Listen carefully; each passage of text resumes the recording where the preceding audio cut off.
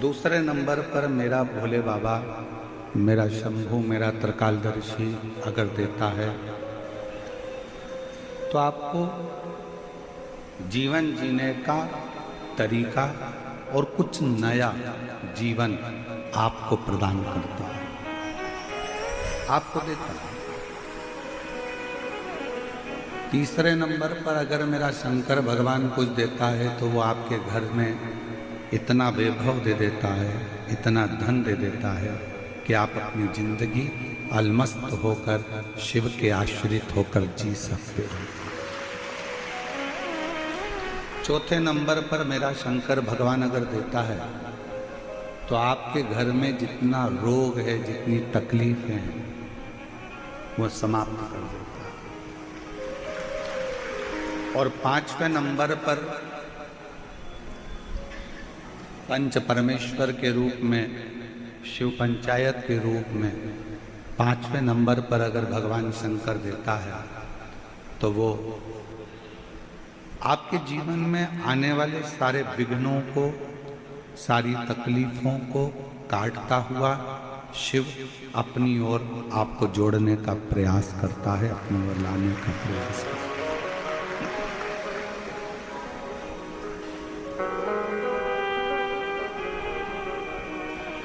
एक तो शंकर भगवान को पहचानने के लिए,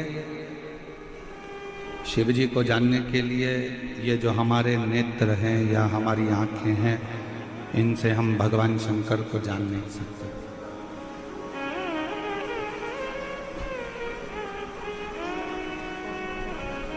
बहुत सूक्ष्म अगर कोई चीज होती है उसको देखने के लिए दूरबीन लगाना पड़ता है।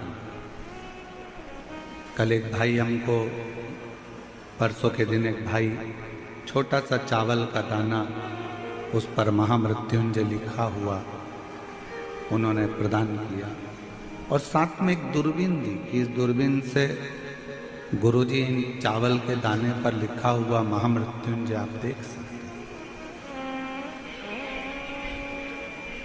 और हम उनको धन्यवाद देते हैं कि कम से कम आपने एक छोटे से चावल के दाने पर महामृत्युंजय तो लिखा, उसका अनुष्ठान तो किया। तो हमारे पास में ऐसे नेत्र नहीं है कि हम भगवान शंकर को देख सके।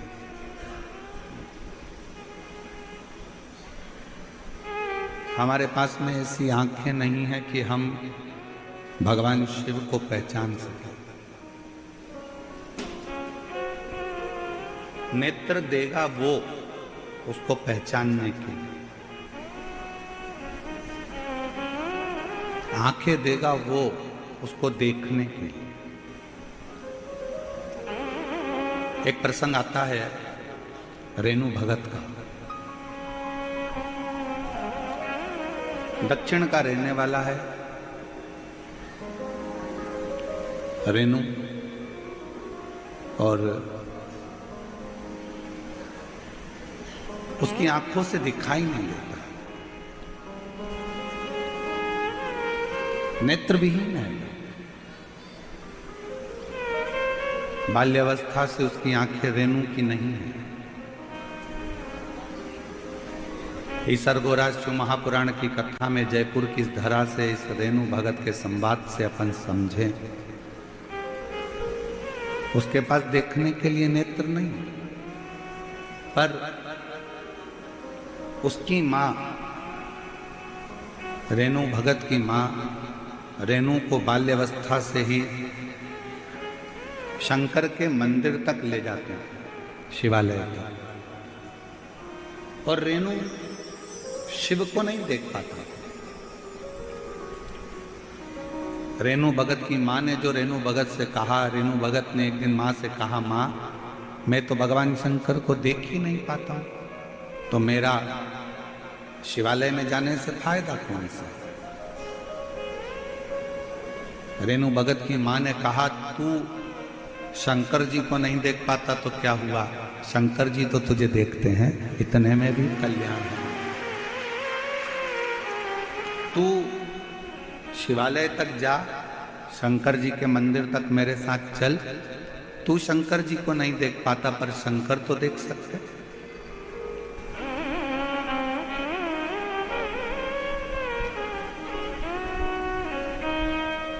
और देख लिया संसार हमने देख लिया, सब मतलब के यार हमने देख लिया। झूठे नाते झूठे झूठे नाते झूठे, अरे झूठा है संसार हमने देख लिया, सब मतलब के यार हमने देख लिया।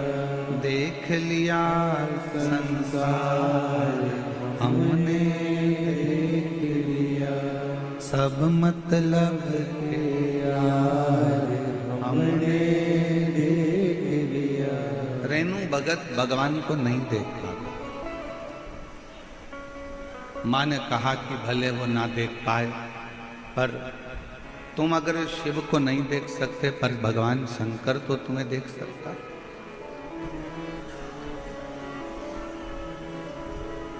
वो तो देख रहा है। शिव ना भी देखे, आप ना भी देखोगे तो चल जाएगा, पर भगवान की दृष्टि हम पर पड़ना चाहिए। भगवान की दृष्टि अगर हम पर पड़ गई तो बस उतना बहुत है। और कृपा की ना हो जो आदत तुम्हारी, तो सोनी ही रहती अदालत तुम्हारी। गरीबों के दिल में जो जगह तुम न पाते, तो किस दिल में हो इबादत तुम्हारी। अगर भगवान करुणा नहीं करता, कृपा नहीं करता, तो ईमानदारी से बोलो, आज का पढ़ा लिखा जमाना है, सब एजुकेटेड हैं, सब पढ़ते हैं, हमने भी पढ़ाई करी, आपने भी पढ़ाई करी। अगर भगवान आपकी झोली में कुछ नहीं देता तो आप ये लाखों की संख्या में के जयपुर के विद्याधर नगर स्टेडियम में आते। क्यों आते? किस लिए आते?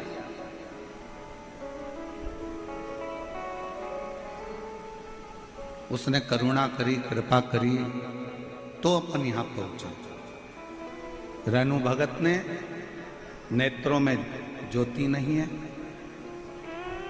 दक्षिण का रहने वाला है, मां उसको शिवालय तक लेकर जाती है। मां, मैं भगवान को नहीं देख सकता, क्या हुआ?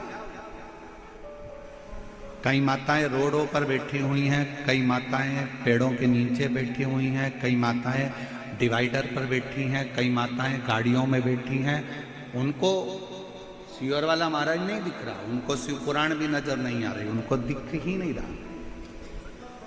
तो क्या हुआ? आप शिव को नहीं देख पा रहे हो, पर मेरा शंकर तो अड़भंगा आप जहां बैठे हो वो आपको देख रहा। आप जहां बैठे हो,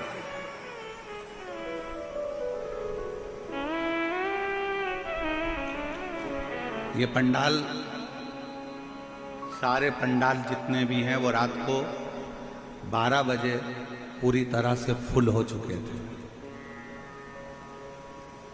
रोड के जितने डिवाइडर हैं, जितने किनारे हैं, वो सुबह 3 बजे तक पूरे फुल हो चुके थे। और जितनी आसपास की रोडें हैं, जितनी आसपास का क्षेत्र है, वो सुबह 6 बजे तक फुल हो चुके थे। और अभी भी शिव भक्तों के ऑटो और गाड़ियां पूरे 12-15 किलोमीटर दूर तक ढेर लगी हुई है। जहां देखोगे वहां शिव ही शिव नजर। आप किसी और से मिलने के लिए नहीं आए,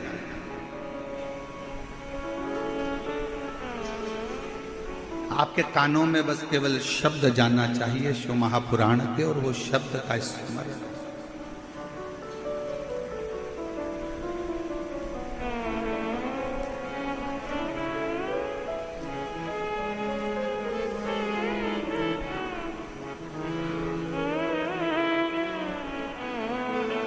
शब्द पहुंचा आपके कानों में और आप सतर्क हो गए कि अब मुझे विश्वास है कि मेरा शंकर मेरे करीब है।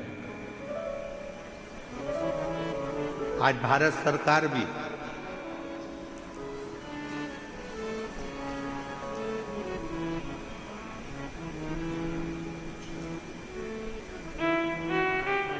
पूरे युद्ध के क्षेत्र जहां जहां लगे हुए हैं उन क्षेत्रों में आज बिसिल बजाकर किसी न किसी रूप में मद्दील कर कर समझाने का प्रयास करेगी कि तुमको घबराना नहीं है।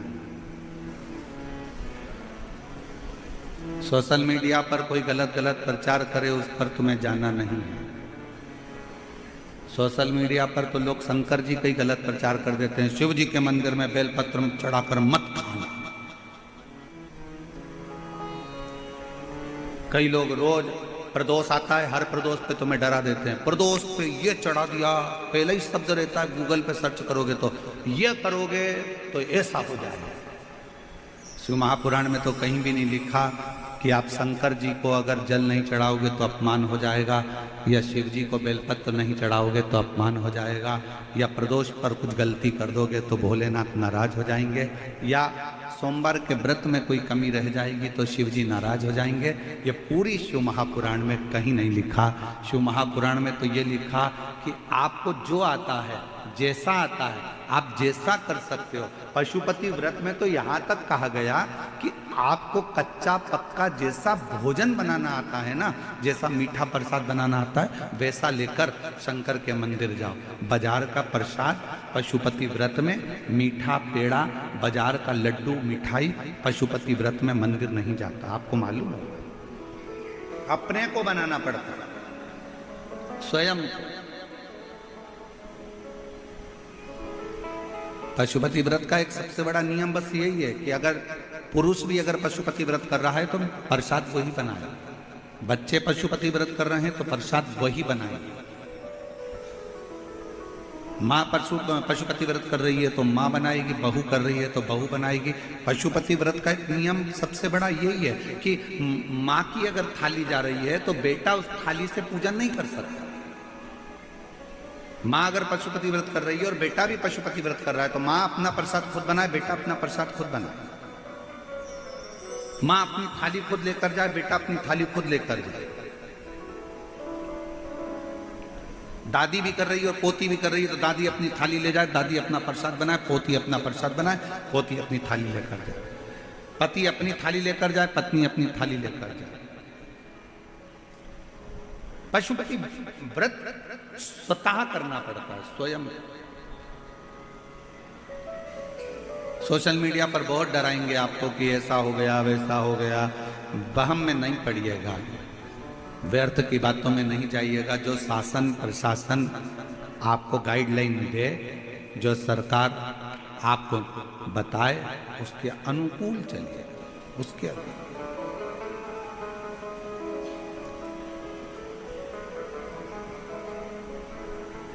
बिसिल क्यों बज रही है? बिसिल बजाने का एक कारण केवल इतना है कि आपको समझाया जाए कि ऐसा होता है। उसी तरह आपको शिव नजर नहीं आ रहे हैं, आपको कथा का पंडाल नजर नहीं आ रहा है, आपको शिव महापुराण की पोथी नजर नहीं आ रही है, पर आप जहां बैठे हो और भगवान शंकर की कथा को जहां बैठकर सुन रहे हो, आप भले शिव को ना देख पाए, पर हमारी शिव महापुराण की कथा ये कहती है कि मेरा शंकर आपको जरूर देख रहा होगा, आपकी झोली जरूर।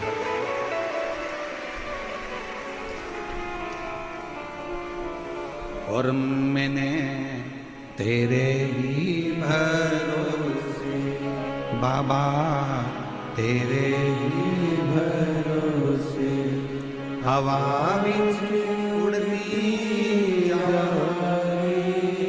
बाबा ढोर हर को छड़ी लावे कटी जावागी। भोले में तेरी पतन शंभो में तेरी पतन हवा बिच उड़ती जावागी। बाबा ढोर हर को छड़ी लावे कटी जावागी। वो हमको देखे रहनु मंदिर जाना चालू कर दिया।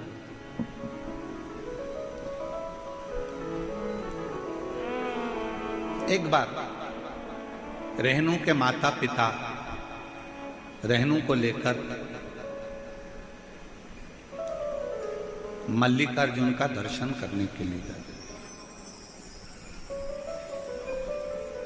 श्री शैलम पर्वत जहां पर भगवान शंकर और पार्वती दोनों विराजमान हैं, मल्लिकार्जुन की भूमि। बोल मल्लिकार्जुन भगवान की। 12 ज्योतिर्लिंग में से एक ज्योतिर्लिंग मल्लिकार्जुन, जहां पर भगवान शिव और पार्वती दोनों बैठे, दोनों द्योति ज्योतिर्लिंग का वर्णन है उसमें। रहनु को ले गए।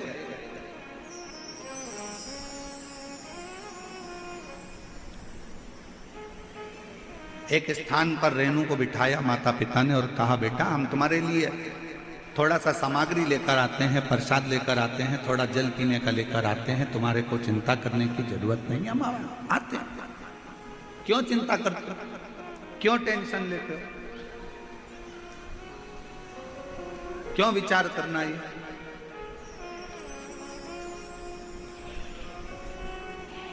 हताश नहीं होना चाहिए कभी जिंदगी में। भगवान पर अगर विश्वास कर रहे हो तो कभी ये मत सोचना कि मैं ठीक होऊंगा कि नहीं होऊंगा, मैं चल पाऊंगा कि नहीं चल पाऊंगा, मैं स्वस्थ होऊंगा कि नहीं होऊंगा।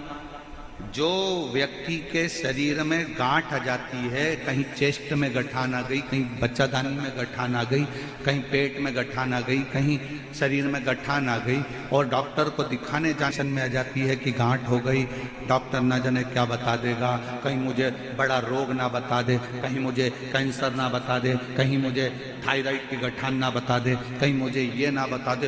रात दिन सोचती रहती है, रात दिन। मतलब तुझे भगवान पर भरोसा ही नहीं, दिन रात सोच रही है कहीं मुझे ये बीमारी तो नहीं हो जाएगी, कहीं मुझे ये बीमारी तो नहीं हो जाएगी, कहीं मुझे ये बीमारी तो नहीं हो जाएगी। और तुम बार बार मनन चिंतन उसी चीज का करोगे तो वो बीमारी तुमको एक ना एक दिन पकड़ ही लेगी। और अगर तुमने मनन चिंतन करना छोड़ दिया, ये तो छोटी मोटी गांठ है, कथा में सुना है मैंने, शंकर जी पे चढ़ा हुआ जल पीने से ठीक हो जाती है। डॉक्टर से जांच करवाऊंगी, डॉक्टर दवाई देगा, कुंदकेश्वर महादेव का नाम लेकर डॉक्टर की दी हुई दवाई को खाऊंगी और शंकर जी के मंदिर में एक लोटा जल चढ़ाऊंगी, ठीक हो जाऊंगी, पक्का पक्का। गठान 1 महीना 1.5 महीने के अंदर गलना ही पड़ेगी, क्योंकि तुमने विचार ही ऐसा कर।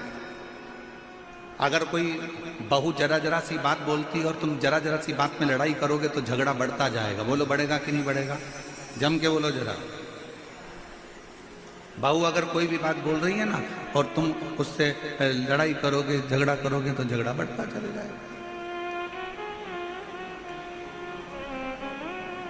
बहू ने कुछ बात की और तुमने बात करी तो झगड़ा बढ़ेगा।